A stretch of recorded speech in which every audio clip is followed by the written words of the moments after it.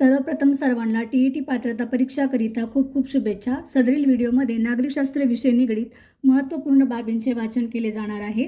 त्यामध्ये शासन पद्धती दोन प्रकार, संसदीय शासन पद्धती, अध्यक्षीय शासन पद्धती।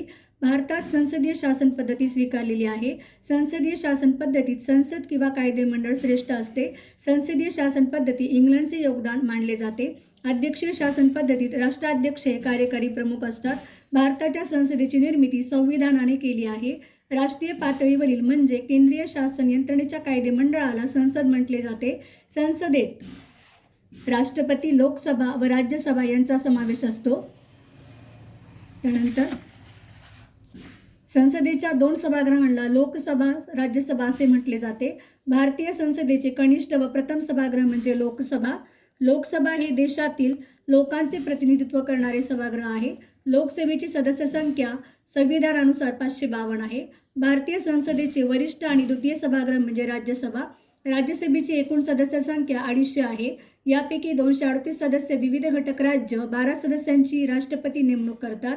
भारताच्या केंद्रीय कार्यकारी मंडळात राष्ट्रपती, पंतप्रधान, प्रधानमंत्री आणि मंत्रिमंडळ यांचा समावेश असतो। महाराष्ट्रात विधानसभा आणि विधान परिषद ही दोन सभागृह असतात। महाराष्ट्र विधिमंडळाचे हे पहिले सभागृह असून याची सभासद संख्या 288। विधानसभा महाराष्ट्र विधिमंडळाचे दुसरे सभागृह, सदस्य संख्या 78। विधान परिषद।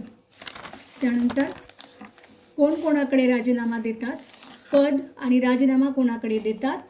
राष्ट्रपती उपराष्ट्रपतीकडे राजीनामा देतात, उपराष्ट्रपती राष्ट्रपतीकडे देतात, पंतप्रधान राष्ट्रपतीकडे, राज्यपाल राष्ट्रपतीकडे, संरक्षण दलाचे प्रमुख राष्ट्रपतीकडे, मुख्यमंत्री राज्यपालाकडे, महाधिवक्ता राज्यपालाकडे, सर्वोच्च न्यायालयाचे न्यायाधीश राष्ट्रपतीकडे, उच्च न्यायालयाचे न्यायाधीश राष्ट्रपतीकडे, विधानसभा अध्यक्ष विधानसभा उपाध्यक्षाकडे, विधानसभा सदस्य विधानसभा अध्यक्षाकडे, लोकपाल राष्ट्रपतीकडे, महाराष्ट्र लोकायुक्त राज्यपालाकडे। सदरील व्हिडिओ जर तुम्हाला आवडला असेल तर निश्चितच तुम्ही तुमच्या समवेत तुमच्या मित्रमैत्रिणींचे टी पात्रता परीक्षाकरिता असणारे 1 ते 2 मार्क फिक्स करा।